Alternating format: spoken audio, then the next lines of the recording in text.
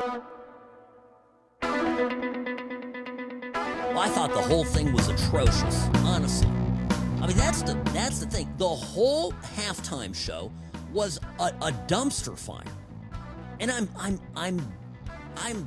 not surprised, but I'm just going to tell you: be very wary of conservative voices who think that this is some sort of expression of cultural enlightenment, and that we ought to support it and get behind it as common sense American patriots. Sam Mirejovsky here behind the What's Right microphone. Greetings, friends. This hour of the program is always brought to you by Sam and Ash Injury Law. In a crash, call Sam and Ash, 800-304-2000, 800-304-2000, because you deserve what's right. My email, sam@whatsrightshow.com. Email me questions, comments, concerns. I read every email personally, and I try, friends, I do. I try as hard as I can to respond to each and every one of you. Now, this Bad Bunny fiasco, there's okay. So people out there are defending it.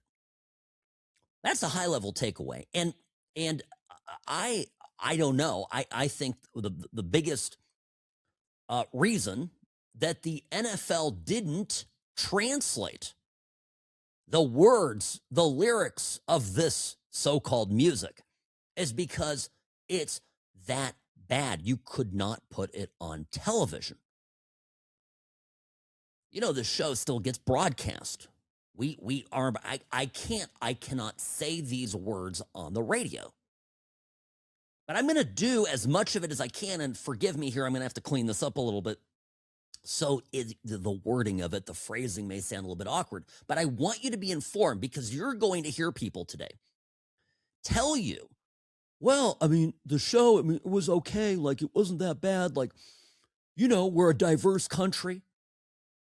And the answer to that is that this is an offense to Puerto Ricans everywhere.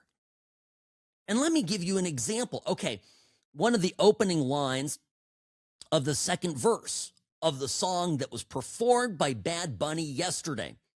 About 50 million people watched it. I watched it because I had to. I knew I was going to have to respond and talk about it today here on air. Don't worry. The wife had the TPUSA stream, the patriotic concert, Kid Rock concert put on, and the wife and kids were watching that. So, by the way, 50 million people tuned into the TPUSA event, which had zero publicity, was, a minimal cost relative to this disaster. And they had roughly the same amount of viewership. There is a thirst in this country for decency, for patriotism. Really blows the mind. Okay, so let me get to these lyrics. Okay, second verse. Starts talking about singing, I guess, about galactic style lust. So much lust. It's basically, it's up there in the cosmos. Okay. And I'm quoting, these are quotes. Okay. Galactic style lust. Yes. So that your panties get wet. Get horny and versatile. Horny and versatile. I guess that's something to get behind. Okay, more slutty than Betty Boop. I don't know. Yeah, she showed some cleavage, but I think Betty Boop was a good girl. I'm here to defend Betty Boop's honor. Nonetheless, the next line, it starts to get even worse. The one who got horny, mammy, was you. I stay killing with you. And here are the lines that I can't even say on air. Okay, a word for male genitalia and female genitalia, and male genitalia and the rear end. Okay? And all vulgar words. Use your imaginations, if you will. Now, again, I'm not here. The objective here is not to scandalize any of you. I'm sorry I have to do this, but this is the kind of garbage that the NFL fed the country. Okay?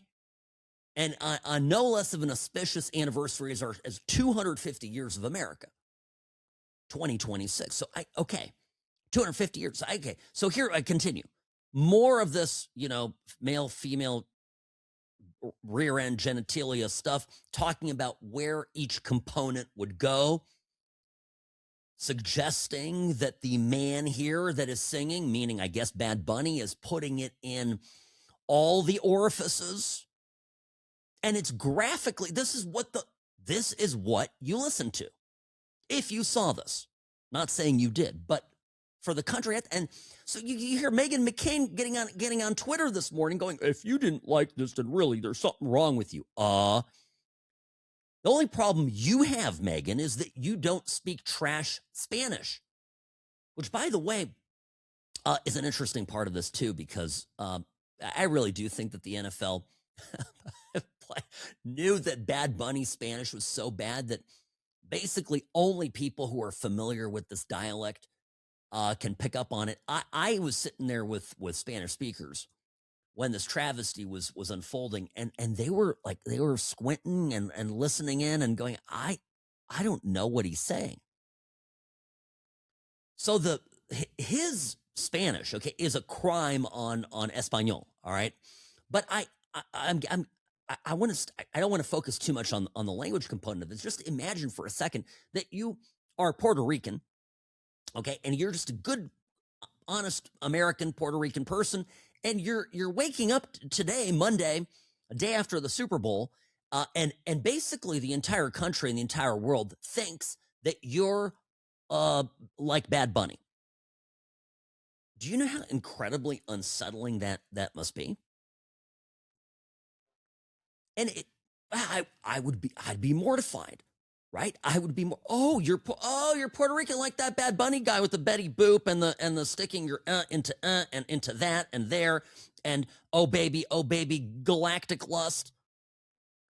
This is, I mean, maybe somebody out there thinks this is poetry. Robbie, what are you looking at me like that? I mean, maybe I'm just 45 and over the hill. I don't know. I don't think I am. I think this is gross. And I'm not a prude, but this is so tasteless. And this is exactly the problem with white liberals. And let me explain. I know what the NFL's up to. Okay. And some of this is about money, right? The NFL has reached its saturation point in the American market. Now, what they don't get, because they're all leftists and they're all retarded, is that they have reached their saturation point in the US because people are turning it off because of all the wokeness. But they've basically said, all right, we've tapped out the US market. We need to go international. And this is why the NFL is getting games down in Mexico. They're really pushing the Latin America thing, but Europe too. And they'd love to get into China. They need more eyeballs. They need more people. They need a greater fan base. They want to go international, global, maybe intergalactic, like this Bad Bunny song with the lust. They want to go big, okay? Betty Boop big. And what happens if they just completely turn their backs on their bread and butter? A lot of businesses do this, and now you add to it the liberal part, right? Remember, I'm talking about libs. I understand these white liberals like Roger Goodell, back of my hand. And they're like, oh, we're going to get ourselves some Latin diversity. And they get this garbage dump of a performer. Nasty, gross, vulgar, trash heap, Bad Bunny. And it's actually patronizing and offensive. Yeah, we're being diverse, said Roger Goodell. Oh, by the way, head of the NFL, right? And not somebody that I have a lot of affection for. If you followed me over the years, you know exactly why. I think he's an absolute skunk. But it's just, this is it. They go, oh, we're going to do diversity. We're going to do diversity. And the representation of that diversity is actually very pejorative. It's a put down. I don't know. It's a put down. It's offensive. It's and and this is why I will stand for no lectures from the American political left as a conservative on the subject of racism. They're the biggest racists. And as you listen to this program, as we cover all these topics that come up, day in and day out, there are just examples upon examples of how absolutely bigoted the left is. And they do not see you as an individual. They don't see you for the person that you are. They don't see your culture, whether you're a foreigner from outside or whether it's our American culture. They don't. They see everything as some sort of, fictional amalgam, and whatever suits their ideology the best in the moment, whatever brings them political power, whatever makes them, a little bit extra money for the extra buck. The NFL today, under Roger Goodell, will sell out America on its 250-year anniversary just to make a few bucks overseas, pushing so-called diversity with vulgar stereotypes like this douchebag. The whole thing is, well, it's sad, to be blunt. Sam Mirejovsky here on the What's Right Media Network. Hang tight, folks. I got plenty more left. Don't worry. I'm the best. Personal injury law has been the same for a long time. The best. Big egos, greed, and sleazy schemes. We've had enough. Welcome to Sam and Ash, the new standard for personal injury law, where things are done the right way, because you deserve a team that delivers real support and results. When you have both, your whole world can change. Sam and Ash Injury Law, because you deserve what's right. Hi, welcome back. Sam Mirejovsky here behind the What's Right microphone. I am Nevada's favorite recovering Californian. Good to be here with you folks, as per usual. I've said this before, and I'll keep saying it because it's true, and it's an observable truth. Some of the most ardent conservative patriots we have in this country are people that have come to us from abroad, who have experienced the despotism of the left, who have tasted the bitterness of communism, of socialism, have come to this country and have warned us and continue to warn us, those that are alive, of the perils of following down the path of the left. And one such person, and I love this young man. He's a phenomenal guy. He's a Venezuelan immigrant, Daniel DiMartino. And he's with the Manhattan Institute. He's an economic fellow there. And he posted this earlier today about Bad Bunny. And it, I saw this here during the break, and I said, this is exactly what I agree with. Did you know Bad Bunny is supported by the Venezuelan socialist regime, and that's why he's famous? That's right, the record label company that supports Bad Bunny was founded and owned by a vice minister of the Venezuelan socialist regime, Rafael Ricardo Jimenez. And that is why it's not surprising to me that Bad Bunny is promoting anti-American concepts in the Super Bowl halftime show, saying that America is a colonial power that took Hawaii, saying that America is evil and that's why Puerto Ricans need independence, and even promoting hookup culture. You know what I mean if you speak Spanish. So no, Bad Bunny is not a good artist. He's actually a really bad guy supported by even worse human rights violators. Yeah, this is interesting, and I obviously, look, it was anti-American. What do you mean? It was all about America being evil and America being a colonialist power and playing on this trope, and that's really what it is. It's this trope of that Puerto Rico has been exploited for so many years by the U.S. This is such a joke. Puerto Rico contributes, I think the number is about $5 billion a year. So Puerto Rico does pay taxes to the U.S. So the flow to federal coffers from Puerto Rico is about $5 billion.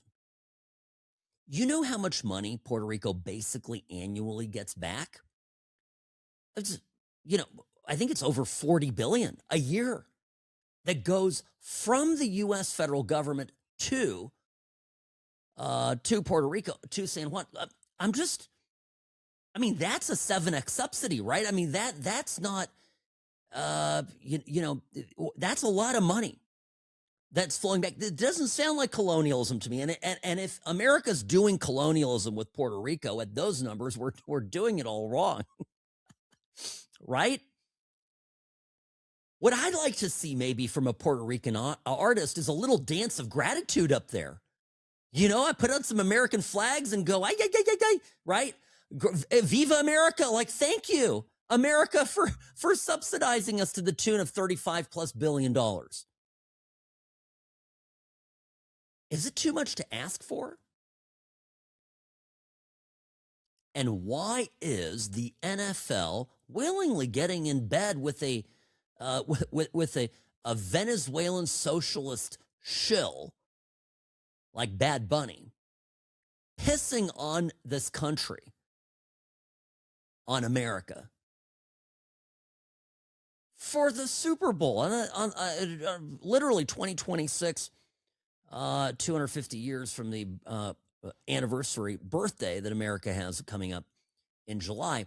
I don't get it. But I do. I understand exactly what's behind it. So I wanted to share that with you because I think that Daniel DiMartino is right about this. Now, by the way, some interesting poll numbers. I had this up here because it's fascinating. Apparently, a super majority of people say that Kid Rock had a better halftime show. Okay, and that was TMZ's own poll. That's right. Do you know what the numbers were? When I say super majority, I mean it was 67 to 33. You can only shove it down our throats so far, and that's one takeaway that I have. That's why I found yesterday and the news cycle rolling into today so encouraging, because I thought, oh my gosh, this is great. America has had it. We've had it, and there's a majority, not just 51%, but 67, almost, call it 70% if we're rounding up, 70% of America that thinks that Bad Bunny halftime show's garbage and simultaneously thinks that we need voter ID. You see why they're fighting this so much? They want us to swallow everything that they feed us. Hook, line, and sinker. By the way, one more thing about the Super Bowl. Did you see the graphic of all the private jets that were fleeing California after the Super Bowl? I'm like, yeah, these billionaires don't want to spend the night in California. The fear that Gavin Newsom is going to tax them to hell, make them a resident. The game ended and they're all out. They're all going back to Nevada or Florida or whatever low tax jurisdiction they're from. By the way, if you are one of the people that happened to be at the game, leaving the game, and got run over on your way out of the game by some bigwig billionaire rushing to get to his jet to skirt the long arm of the California tax man, don't fight that case on your own. Don't do it. I'm telling you, every day, somebody somewhere out there, in spite of my good advice that I give every day on this program, people go out and they say, I'm going to deal with the insurance company directly. It's a simple, straightforward car accident. I'm just going to handle it on my own. And they get taken. Their time gets taken and their money gets taken. And, sometimes the time aspect of this is even more important than the money. Although losing $1,500, $2,000, $3,000 is not something most people can afford to have happen to them. So don't do that. When something happens, or if something has happened and you've already been dealing with it, it's okay. Offload it. Call Sam and Ash Injury Law today.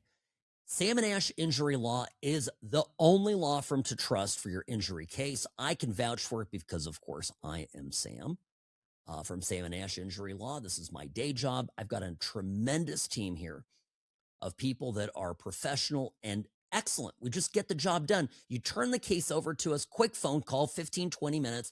We're off to the races, and you never have to worry about it again. Plus, it doesn't cost any money out of your pocket. No money up front. We get paid at the end only if there's a recovery. samandashlaw.com, 800-304-2000, because you deserve what's right.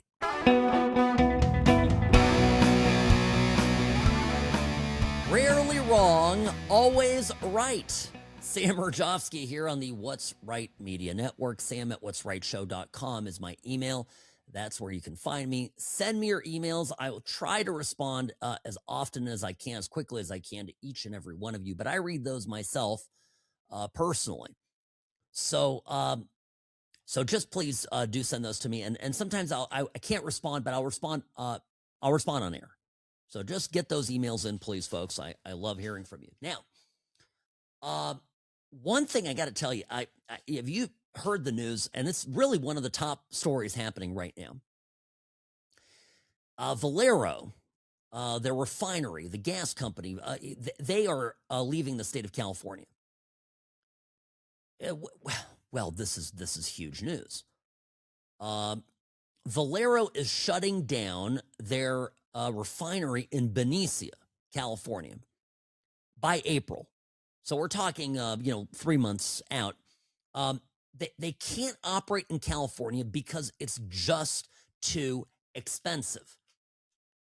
The facility processes, and this is an important number, it's not insignificant, about 145 barrels per day, which is 8.6% of California's total gas supply.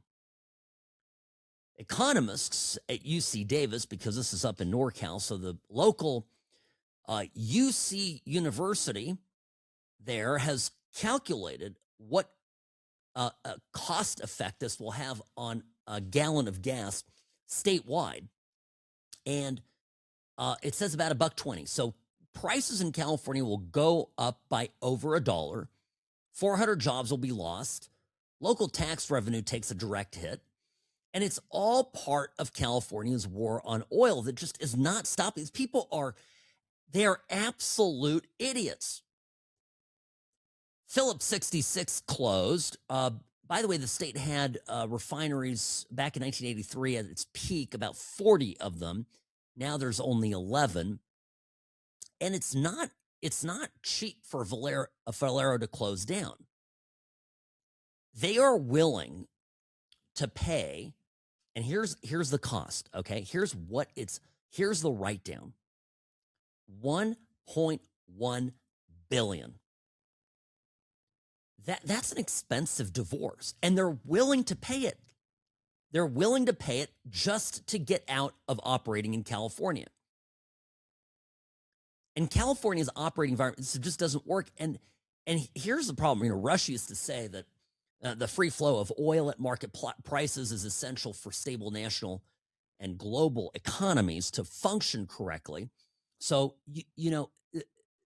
and California, for political reasons, environmental reasons, and the like, has decided to go on an all-out war. A problem is, in states like Nevada, where I live, Arizona, and others that are dependent on California gas, we get affected by this too. And it ultimately, this contagion spreads to the entire country and causes gas prices to go up everywhere.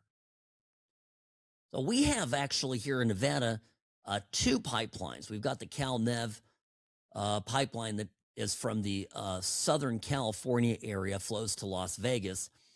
And then there is the Bay Area pipeline that goes to Reno.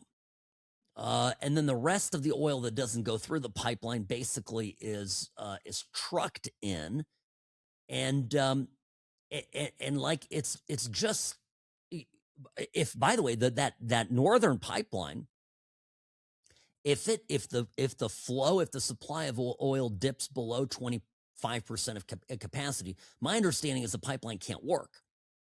It will just not function, which is wild to think. So it's not like any little trickle matters. No, if it doesn't have at least 25% of the capacity, then the pumping just doesn't work and the whole thing shuts down. I mean, for the Reno area, this is going to be a disaster. Not to mention, of course, obviously for the Bay Area, if they don't have local production, this is just a nightmare. Remember Obama back in 2008, cap and trade costs? Remember this? Some great Obama quotes. If somebody wants to build a coal-powered plant, they can. It's just that it will bankrupt them. Nice. Think about that. Isn't that what Gavin Newsom is doing out in California? Well, you can operate a refinery, a stinky, polluting refinery, Valero, no problem, but we're going to bankrupt you doing it. Nice. Okay, well, we don't want any of that, it says Valero, so we're going to pay $1.1 billion just to get the hell away from you. Obama went after coal big time, and this is a separate problem, right? Because we got to generate electricity. You listen to these nut jobs in power, these California wackadoodle Democrats. By the way, these Democrats in California don't just stay in California. They come to Nevada, they go to Arizona, they move to Texas. This left wing craziness spreads, and then they export their idiocy abroad. But remember, if you ask Gavin Newsom and you ask the Democrats in California, well, what's the future? I mean, how do people get around? Like, how do I get from point A to point B if I live in California and I can't afford $12 gas? What do I do? And the answer is, well, you're going to ride electric or you're going to do mass transit. Okay. Well, so electric car, mass transit, presumably both of those require electricity. So where is the electricity going to come from? It's a war on fossil fuels, but they also shut down nuclear power plants. And they let the electric grid degrade to the point where it's constantly starting fires and blowing up. Hillary, back in 2016 in a Democratic town hall, we're going to put a lot of coal miners and coal companies out of business. Yeah, this is why. I wonder why, by the way. I really wonder why the Democratic Party lost the blue-collar, Americans out there that were generational Democratic Party voters. I wonder why. Biden, remember Keystone XL permit was revoked January of 2021. Biden didn't even wait to have his third ice cream cone at the White House before they pulled that permit. LNG exports, brakes on gas expansion. The same idiots here. I talk a lot about Europe. Sometimes I get emails, Robbie, from listeners, and I get it. Okay, Sam, you talk a lot about Europe. Well, I know a lot about it that a lot of other hosts don't. Okay? I spend time in Europe. I'm going to actually be there in a couple weeks. I'm a week and a half or so. I'm going to be on the ground. I have some perspective, and like it or not, Western civilization, Europe is a component of that. And I think there are cautionary tales in Europe for what can happen in America if we don't get rid of these crazy liberal ideas. Europe is a lot like America without two things: the Constitution and Donald Trump. So I love talking about it. So on the subject of energy, though, in Europe, here's what they did. They decided to start doing away with nuclear power. Okay? Now they've got trains and heating and everything. They don't have a lot of natural gas, right? There's not a lot of natural gas in continental Europe. So they have to rely on electricity, but their main source of electricity, and they had big nuclear power plants, they began systematically shutting them down. Germany, Austria, for example, leading the charge with this, shutting down their nuclear reactors. Well, coal plants were done too. So where are they going to get the power from? Where are they getting it from? Well, they're going to the Czech Republic and they're paying gobs of money in Germany to get electric power from the Czech Republic because the Czech Republic wasn't dumb enough to shut down its nuclear power plants. And they also have to make up for the loss of power with natural gas. And where does natural gas come from? Well, there's this guy named Putin who's got the natural gas, who, by the way, if you talk to a liberal anywhere, is the number one top enemy bad guy in the world. But because of their own politics, they have to buy this natural gas from Putin. And Putin invaded Ukraine because, and I'm telling you this, because he knew Europe couldn't do anything to stop him, because he knew he had Europe by the energy balls, so to speak. What's Europe going to do to me, Putin says. They need me. If I turn off natural gas, Europe freezes. Well, this is what's going to happen in California. Imagine all these, refineries move, let's say, open up shop in Nevada or in Arizona. There's a group that's putting in a pipeline now that's going to do a reverse pipeline basically from Texas to Arizona, presumably stopping in New Mexico, might make it all the way to Nevada. And all of a sudden, California is going to have to import gas, even though they produce crude. The whole thing has been tried in Europe. You cannot run your economy using, the Green Party platform. The minute that the environmentalist freaks take over your party's ideology and their opinions begin becoming policy at the energy, independence production threshold, you're done.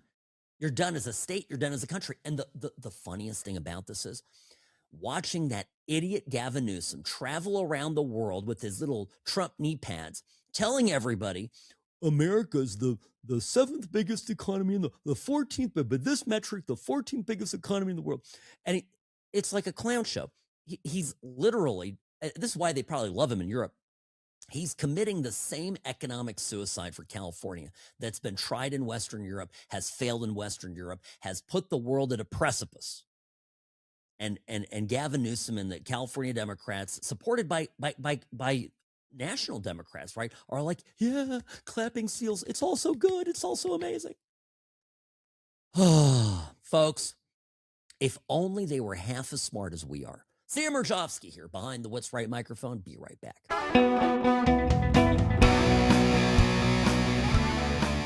They just can't resist in California. If it moves, they're going to tax it.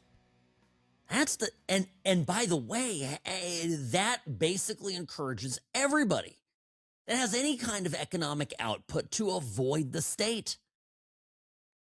We can't let these people run the country. Sam Mirejovsky here behind the What's Right microphone. Speaking of the Super Bowl, you see one of the big stories today that the Super Bowl players, there's this thing called the jock tax. Well, they call it that in California. It's a big tax on athletes' income. And basically what it means is if you fly into California, even if you live in a, zero state income tax state, you get taxed for the game that you played in California. So you know what the pay is for players? Approximately a winning player gets about $178,000. Okay. A losing team player gets $103,000. Out of the $178,000 payday, guess how much you get to keep? Because the game was in California and everybody's got their greedy hands in the till. $86,000. What is that? I mean, that's about half, a little less than half. Winning players will get $86K out of almost $180,000 payday. Losing players in California get $103,000. They take home $49,000. $49,800. So less than half. This is such a scandal. And remember, I mean, the today's Democratic Party would want nothing more than for the entire country to end up like this. Would love for businesses to not be able to run away to Nevada or run away to Florida or Texas, to literally have no place to go, to be captives inside the U.S. the best thing about this, and remember, this got 2028. This is all of this is going to be very important in a conversation about who becomes the Democratic nominee and the kinds of things that they run on in the primary. And I'm going to tell you this. We ought to, as conservatives, as patriots, we ought to pay very close attention to what the liberals say when they're running for the nomination. They are going to lie and pretend to be moderates in the general election. That is for certain. But pay careful attention to what Gavin Newsom says going into and through the primaries. They're all, listen, here is, okay, I'll break it down by the odds from the highest likely right now to become the Democratic nominee to the least likely. So at the top of the list is Gavin Newsom, 29%. The next runner-up is really a distant second, Alexandria Ocasio-Cortez.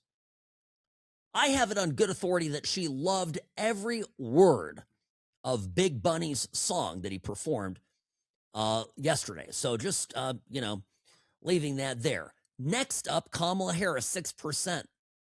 Then Josh Shapiro, Pennsylvania governor, right? John Ossoff from Georgia. Pete Buttigieg at 4%. Governor J.B. Pritzker, the big guy himself from Illinois. Jon Stewart at 2%. And Gretchen Whitmer from Michigan, 2%. That's the lineup. That's sort of the top lineup. I'll get into Republicans later. This is my point is, these people running against each other for the,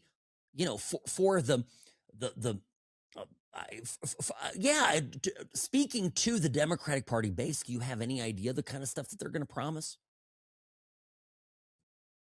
It's going to be Zohran Mamdani stuff. It's going to be Zohran Mamdani. I'm telling you, that's how it's going to be.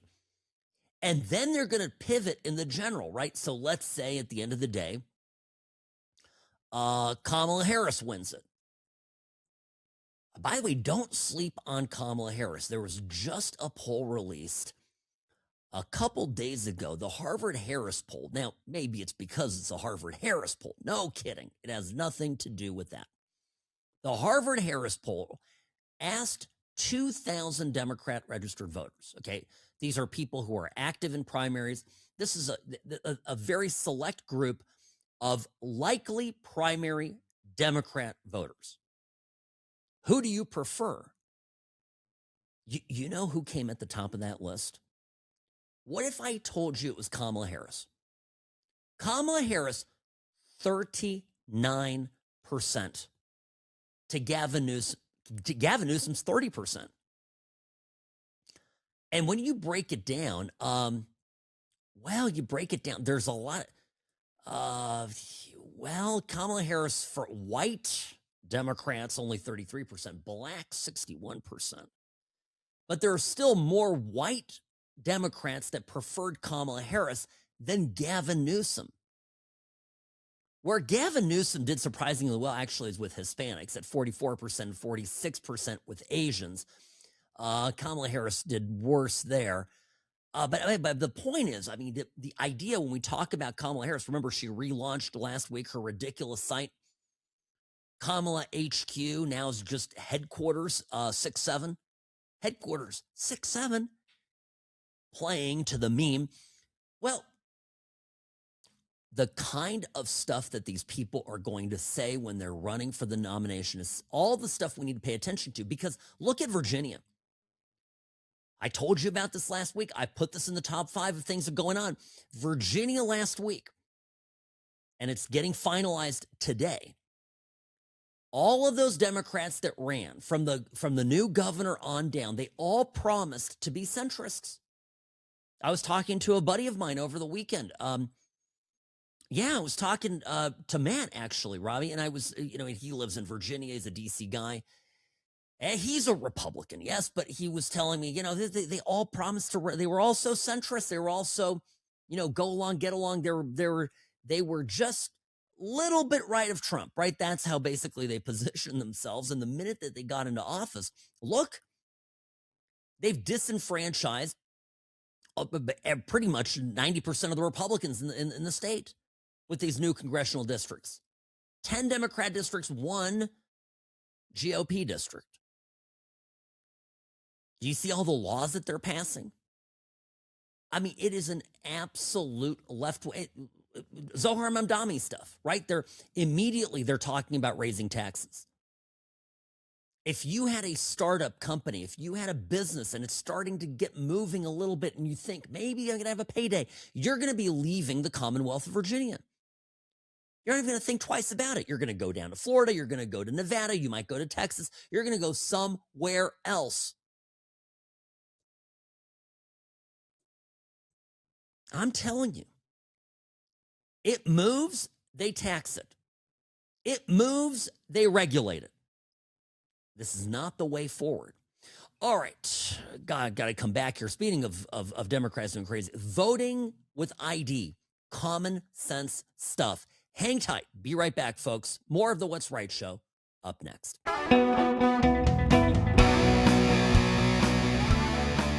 Honestly, listening to the Democrats explain why they don't want voter ID is comedy. It's actual comedic gold. Sam Mirejovsky here behind the What's Right microphone. Greetings, friends. Welcome to another hour of the What's Right show. Very happy to be here with you as always. Now, look, it's really straightforward to me, and I've said this before, that if you want to cheat in an election, the last thing you want is voter ID. If you want to cheat in an election, you want basically untraceable mail-in ballots. You want mail-in ballots for everybody. And what you're going to do is hide behind this idea that any effort to verify the identity of the voter is an obstacle to that legitimate voter voting. You know, and by the way, right, this is an absurd argument anywhere, right? Museums check if you have a ticket. Amusement parks check to see that you've paid admission, right? Hospitals verify your identity and cross-verify your identity. Emergency services, even if they roll you via an ambulance, first thing they're doing is checking who you are. Everything requires proving your identity. Buying a cell phone requires an identity. Being online. I mean, the Democrats want to verify everybody's identity going online. You talk about the kind of stuff that they want. They literally would want you to register, as they've done in countries in Europe, as they've done, I believe they've done this in Australia. You have to register, get like a license to go online so they can trace who you are in case you write a mean tweet about somebody named Muhammad. But gosh forbid, if you go and vote, all hell breaks loose. Now, Adam Schiff, who is obviously a known Democrat apologist, himself a member of the Senate, one of our least favorite members of government from California, Adam Schiff was asked about this, and actually on a friendly network. That's what makes all this so bemusing. Adam Schiff got asked on Sunday, yesterday, on ABC's This Week by Jonathan Karl about a possible compromise on the subject of voter ID. This is how the conversation went, starting with Jonathan Karl's question and then Adam Schiff's answer. Can there be a compromise where Democrats and Republicans put forward photo ID as a requirement for voting? So, Jonathan, what you've just asked is essentially Republicans have created distrust in the elections by making claims of non-existent fraud in the elections. And shouldn't we use the distrust they've created in order to enact a voter suppression law, which is the SAVE Act, which would require people to have a birth certificate or passport, documents that millions of Americans don't have. Almost half the country doesn't have a passport, and I don't know where many millions of people would even find a birth certificate. You really think that millions of people don't have a birth certificate? You know how many things you need your birth certificate for? You really think that millions of Americans don't have This is nonsense. And do you know how easy it is to get your birth certificate? Do you know where you were born? Well, you go to the county clerk's office where you were born, the county where you were born, and you can obtain one. And you can do it online. And it costs virtually nothing. It's a few bucks. The best part about this is that Jonathan Karl, amazingly, calls Adam Schiff out on this. He actually pushes back. This was great. But I was asking you a different question. Photo ID. Because as you know, let's show up, there was a recent poll, there's been a lot of polls on this, but in one recent Pew poll, 83% of adults support requiring photo ID to vote. 71% of Democrats favor requiring photo ID. Is that something that you can support? And if not, why not? It's still going to be something, Jonathan. It's still going to be something that disenfranchises people that don't have the proper real ID, driver's license ID, that don't have the ID necessary to vote, even though they are citizens. This is another way to simply try to suppress the vote. And the last thing I think we want to do is discourage more people, more citizens from voting while they're attacking those same elections, while they're trying to do away with absentee ballot voting, while they're trying to do away with being able to register to vote through the DMV or by the mail. So it's part of the broader disenfranchisement effort. And no, I don't think that's the right direction. How can you make this art? This is, I mean, and you know it's bad when ABC News, when Jonathan Karl is pushing back at you. That's where you know you've lost the plot, so to speak. You know, Trump got asked about this at the taping of the NBC pre-Super Bowl interview. This is a tradition, right? Sit down with the president. Tom Lamas did the interview, and Trump drove an excellent wedge here because there's a difference, right? Look at how many Democratic voters, 71% support voter ID. Now look at how many Democrats, elected politicians, Democrats in Congress support it. Said zero. Boy, it's just an example of where the Democratic Party is out of touch, not just with America, but with their own base. And Trump exploited this very wisely in the interview with Lamas. Well, you know, we're working on the Save America Act, which is going to secure up a lot of things, but secure up our voting. I think people would like to do it, and I think Democrats would too. You know, when you go to voter ID and you ask Democrats, it's polling at 82% with Democrats. I'm not talking about Democrat politicians. I'm talking about Democrats. We have to do something about our voting. We need strong borders. We need a fair press, which we don't have. And and very importantly, we need the strong border, the fair press, and we need fair elections. We need elections where people aren't able to cheat. And we're going to do that. I'm going to do that. I'm going to get it done. And by the way, it polls, even with Democrats, they want that. We should note voter ID rules do have wide public support, but the vast majority of Democrats on Capitol Hill oppose them. Now NBC is, it's so good. NBC's actually on Trump's side on this.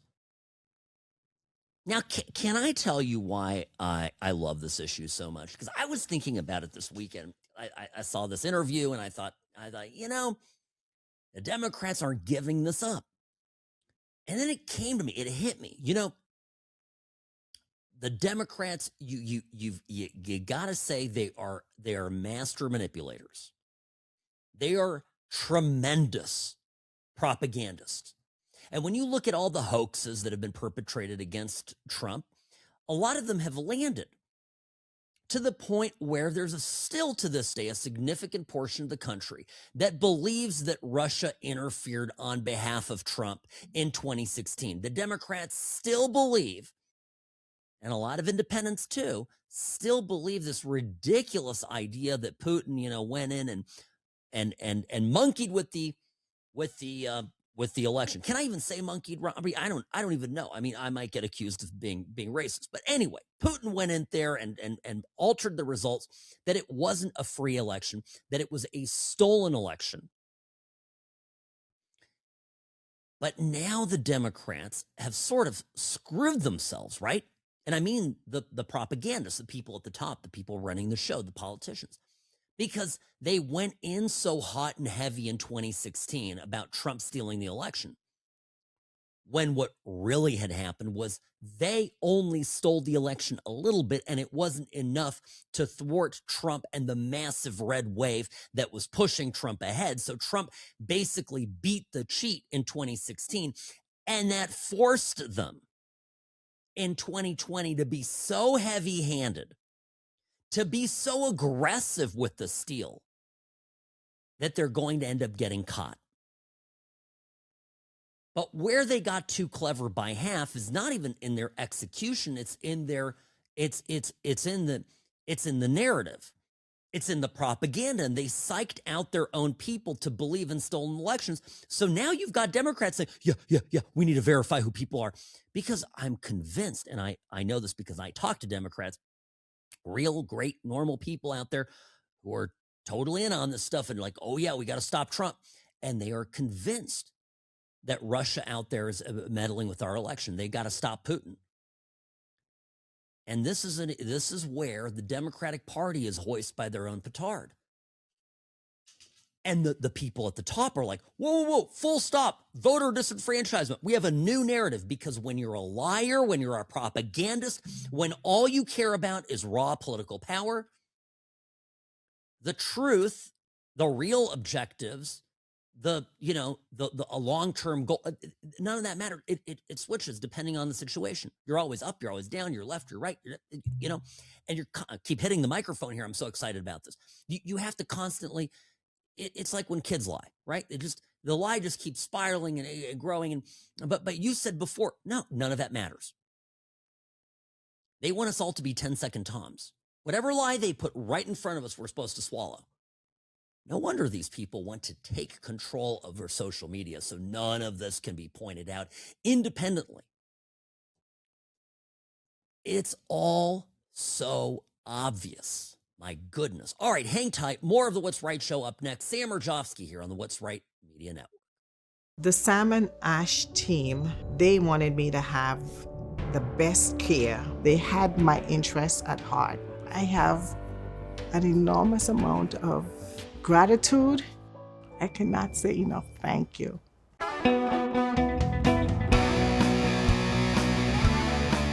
Hakeem Jeffries.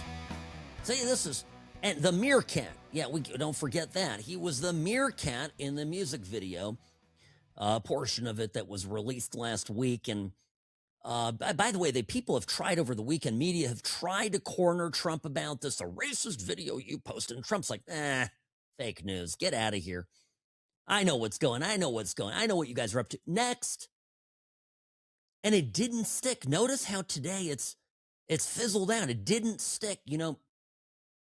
I'm telling you, all the tricks that used to work, all the stuff that used to just automatically be able to knock a politician out of the fight, Democrats have overused all of these tricks, all of these devices.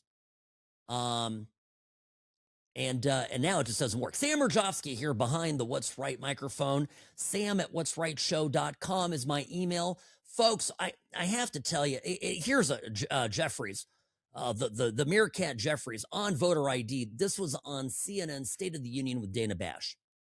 Bash herself points out how popular voter ID is with Americans. Oh, the talking points, the propaganda, the blah, blah, blah, just keep continuing. Requiring basic ID in order to vote is really popular. A Pew poll from a few months ago showed 83% of Americans, including 71% of your fellow Democrats, support requiring an ID to vote. Why are they wrong? I haven't said that they're wrong. We know that states are the ones who are empowered to conduct elections, and every state should be allowed to decide the best way to proceed to ensure that there's a free and fair election. Here in New York, there are, in fact, voter identification requirements. The question is that what Republicans are trying to do is to engage in clear and blatant voter suppression. They know that if there's a free and fair election in November, they're going to lose. why not maybe even just take that off the table and say, okay, maybe not a passport or birth certificate, but show ID?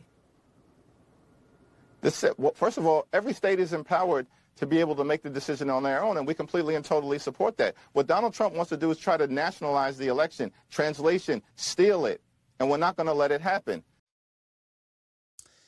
You know, you're going to see a lot of these Democrats talking about in their opposition to the SAVE Act, talking about how we ought to solve these elections at the state level, because that's exactly what California wants.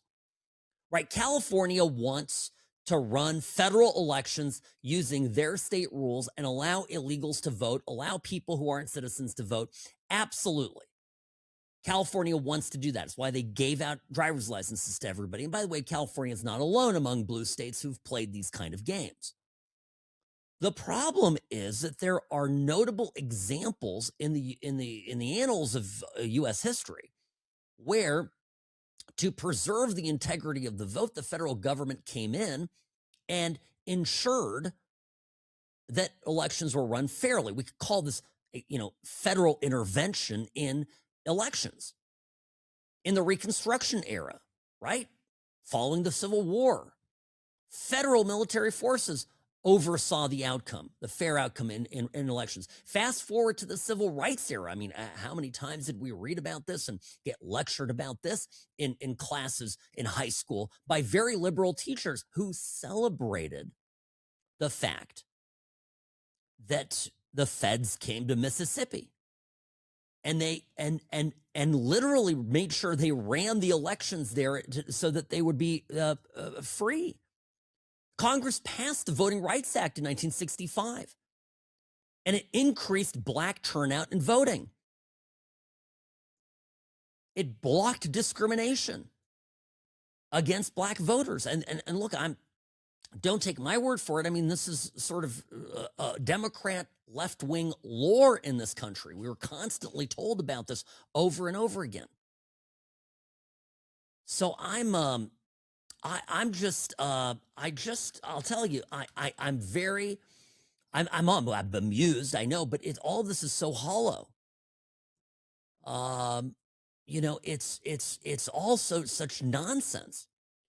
These are state rights issues. Oh, it's a state right issue. Well, when Mississippi was disenfranchising black people in the 60s, it was, I guess we should have just said it's a state right issue. If they want to violate federal law, so be it. And how is it different as a matter of lawful versus unlawful to prohibit in the 60s a black American citizen from voting in elections because they're black, or because of whatever reason? I should just stop prohibiting an American from voting in an election because of whatever the reason.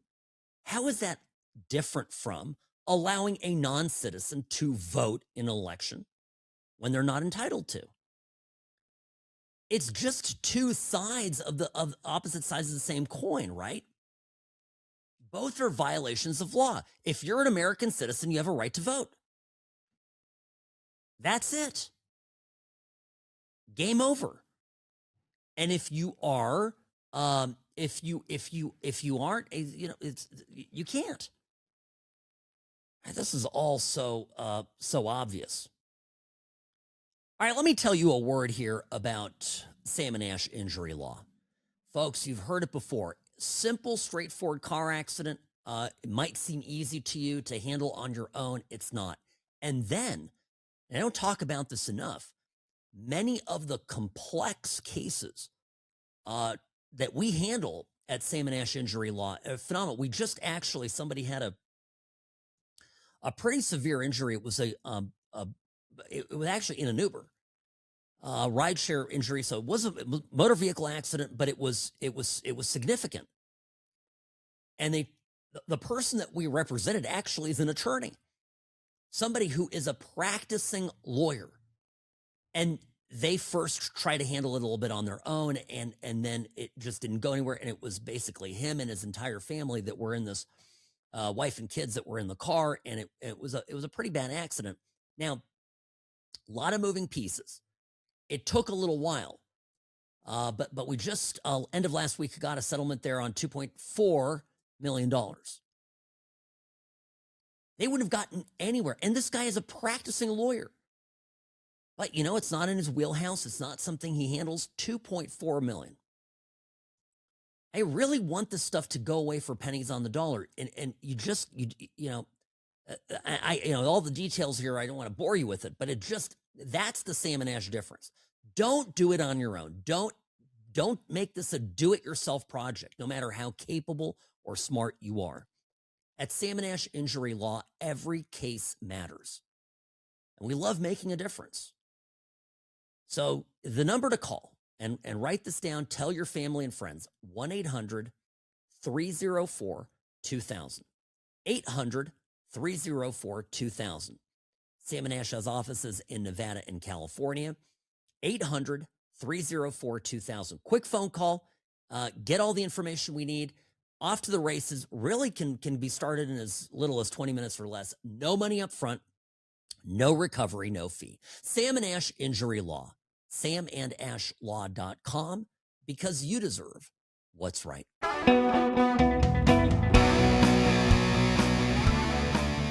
The Socialist Republic of New York City. Now, this is going to be an experiment studied for generations. Sam Mirejovsky here behind the What's Right microphone. Friends, welcome to the program. Sam at what'srightshow.com is my email. At What's Right Sam on X, formerly known as Twitter. That is where you find me. So, big storm. We talked about it here as it was approaching went across the country, hit many cities, many states. New York was not alone in getting hit by a lot of snow. However, they couldn't get the snow out of the way. This is the wildest thing. And by the way, the same is true down in Washington, D.C., another Democrat-run city where none of this could happen. Now, well, it matters because, of course, in liberal fantasy land, which is what Mamdani sold everybody, in liberal fantasy land, everything's going to just work perfectly. It all is great. And, the way it's supposed to work, right? If you're going to operate a city that gets snow, the way you're supposed to do it is hire seasonal snow shovelers. You hire seasonal people the same way that, Nordstrom's hires seasonal people around Christmas time. The same way that H&R Block hires seasonal tax preparers before tax day. Every business, every normal person understands that if there's anticipated, increase in the need of a particular good or service, you get ahead of it. How many times did we hear from Mamdani? This is why I'm going to pick on Mamdani. How many times did we hear about how organized his transition team was? Producer Robbie is nodding his head. You know why he's nodding his head? Because we went through all the clips here, and every time, I'm so organized. Everything's the best transition in history. And every liberal, every wealthy left-winger in New York and beyond was clapping, going, oh my goodness, yes, this is going to be so wonderful, so wonderful. Out of the 1,800 people that signed up for temporary work to clear the snow in New York City, 550 showed up. That's it. In the 2015-2016 season, back in the day, they had 6,400 shovelers. At one point, they had 3,500 working simultaneously. This is wild. Once it became clear there was a major storm coming, the city should literally have stopped everything and gone out and advertised and gotten these people on the job. Instead, they did this NIMBY-PIMBY little outreach. See if you want to do it vibes. This is my favorite thing. My favorite thing is when the vibes of liberalism run into the buzzsaw of reality. Remember I told you that the problem with California and basically every blue jurisdiction is if it moves, they tax it. And they think that they think that money that your money that you made, the money I made, that it's theirs. It belongs to them. And so everything that they do, they sort of operate in this idea that's just a presupposed result that they'll just take more money from you. And if it doesn't work out, whatever, they'll just take your stuff.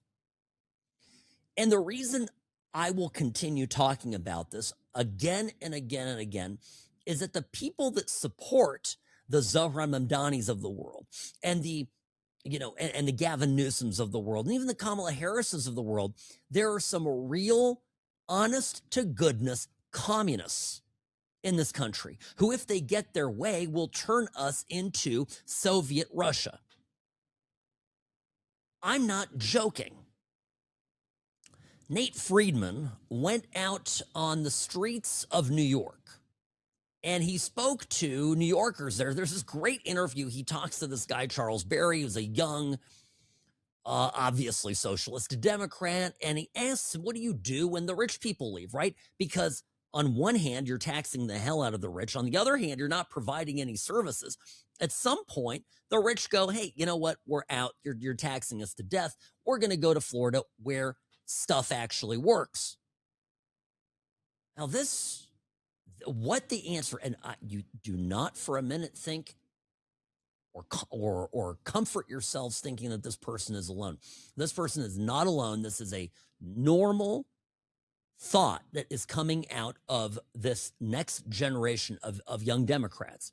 Listen. What do you say to those folks who say, well, if you tax millionaires, they're going to leave the city, and the top 1% pays 40% of the taxes in the city, so what happens if they leave? What's your response? Well, that's what I would say. It's like we should take their business, and we run it like for the city ourselves. So if they take their business to Florida, you feel like you can keep it here? I mean, they can't leave the building. They can't just bring their whole entire workforce to Florida, right? They can't bring all of the resources that they have to build the business here to Florida, right? That's a whole thing. And that's where we would even say, if we're building a real movement, right, to stop that, we'd also make it illegal for them to actually leave, right? We would fine them to hell if they're going to try to abandon their property here, right? Because clearly people do need to work, right? People do need to make a living, so. Now, we can mock this, right? I can mock it, and I can tell you that making it illegal for people to cross the borders and move money across the borders inside the United States of America violates the Interstate Commerce Clause. I could make fun of it, but the problem is that this retard's brain is so broken that he thinks these are actual solutions, and this guy votes. What happens when enough people like him vote and put into office the kind of people that actually believe this stuff, or, well, it doesn't matter if they believe it or not, will see to it that it gets enacted? What happens when we pack the Supreme Court full of people just like the person described here with this thought? They'll reinterpret the Constitution, right? Because the Constitution is subject to rulings by the Supreme Court. And if you get enough Ketanji Brown Jacksons on the Supreme Court, as I keep saying, it's game over. If these people, the reason that our country has worked up until this point is because Republican, Democrat, conservative, liberal, at the end of the day, both sides still believed in America. They still believed in capitalism fundamentally, right? They believed in free markets. The left sort of generally believed that, taxes, the rich should pay a little bit more in taxes and that the government should provide more. And the conservatives generally believed that taxes should be lower and people should be more independent and individualistic. But, correct me if I'm wrong. I mean, that's the paradigm that I grew up in, at least, right? Where the difference by today's standards between right and left wasn't that extreme. Social issues, abortion, religion, that kind of thing. I mean, that was the extent of the separation between right and left. And, you would read in the history books about the Soviet Revolution, the Bolshevik Revolution, the Soviet Union founding, and then the communist creep across Europe.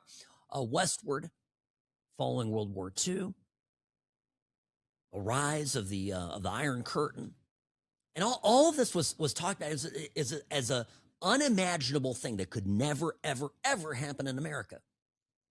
And I'm here to tell you that almost unbelievably, we are there, where I see a mechanism by which it could happen here. That's the takeaway. And a guy like Gavin Newsom and Kamala Harris, these are just, I don't know what to say. How would I describe these? This is sort of a soft, they're the soft fronts of a far more sinister, ideology. They're palatable, Gavin Newsom goes around flaunting the California economy, but everything he does in practice is closer to Mamdani than it is Milton Friedman, right? I mean, look at California as a case study and go, oh yeah, that right there, that's a great idea. What we're going to do is we're going to take what California is doing and make it national, go national with it. That's a great plan. And Kamala Harris can't put a sentence together. If, and I know I'm telling you that a majority of Democrats want her to be the nominee, I still don't think Kamala Harris gets it across the finish line as a contender in the general election. But, again, a lot of time between now and 2028, who knows? But if she were to become president, the people behind her that are today form the nucleus, the core of the Democratic Party. The Clinton Democrats are all dead, right? They've been replaced by Mamdani Democrats, AOC Democrats, Ayanna Pressley Democrats, the Squad, whatever you want to call them. And they're, what is the queen bee of it? The insufferable Bernie Sanders presiding over it sort of as the, he's the Ayatollah. Actually, I thought about this the other day. The elder statesman, the spiritual leader of the movement. Bernie Sanders is the Ayatollah of the Democratic Party. And we should call him that, Robbie. It's just really, it fits so well. He's sitting there in his multimillionaire lair in Vermont, preaching stuff that obviously never applied to him, right? Telling other people how they ought to live. It actually fits. Okay, quick break here. It's like destroy the chair that I'm sitting in. Sam Mirejovsky behind the What's Right microphone. Friends, I'll be right back.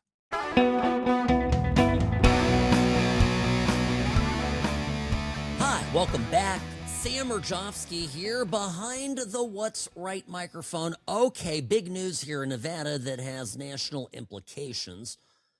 I don't know if you saw this, but Mark Amadei, our only GOP representative, is retiring, announced his retirement over the weekend. Yes, the 2nd district, congressional district here in Nevada, it's Nevada's reddest district. It's basically most of Nevada outside of the Las Vegas area. The fact is Nevada generally is very conservative, except for Sin City, where I live. So that's, go figure. Anyway, this is going to attract some high profile people potentially. Rick Shepard has thrown his hat in the ring. There's a Heath Fulkerson who seems like a bit of a nut job. I think, I don't know, based on looking at his profile here. Sam Brown could enter the race, although again, you have to live in the district. Some people might move for that purpose. Tony Grady, who lost the 2024 Republican primary for U.S. Senate, very interested in the seat. Adam Laxalt has said he's not interested. So I'll keep my eyes on this. But this is one of those races where you're going to hear in the mainstream media, national media, another Republican is biting the dust. Another safe district now up for grabs. And I'm telling you, when you look at the numbers in this district, for it to go to a Democrat is next to impossible. Far more likely, we pick off one of the three Democrat districts in 2026. So that's just, I'm throwing it out there. Now, by the way, I've been talking about the 2028 lineup on the Democratic side. A quick touch on for the GOP nominees.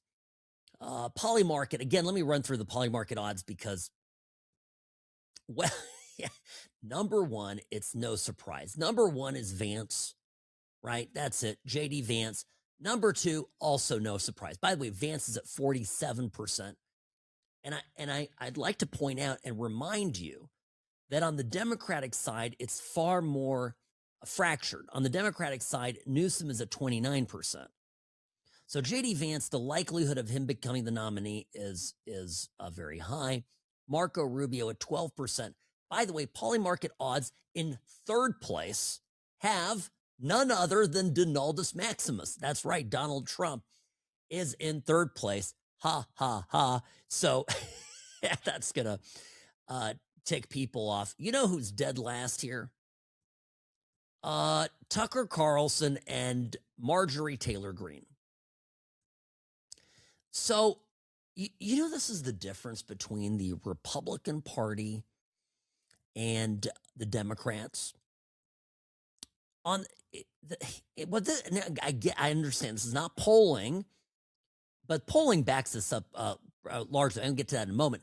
But but it's the odds, I know. But notice how the people most likely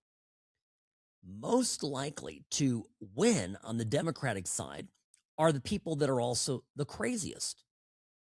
And on the Republican side, the people most likely to win are the most moderate. Like Tucker Carlson is literally at the very bottom. Where Jon Stewart, for example, who's a very reasonable Democrat, I would say generally, compared to Kamala Harris, okay, is at the bottom on the Democrat side. It's just the reversal. The Democrats much more likely to win. The crazies are much more likely to win on the Democratic side.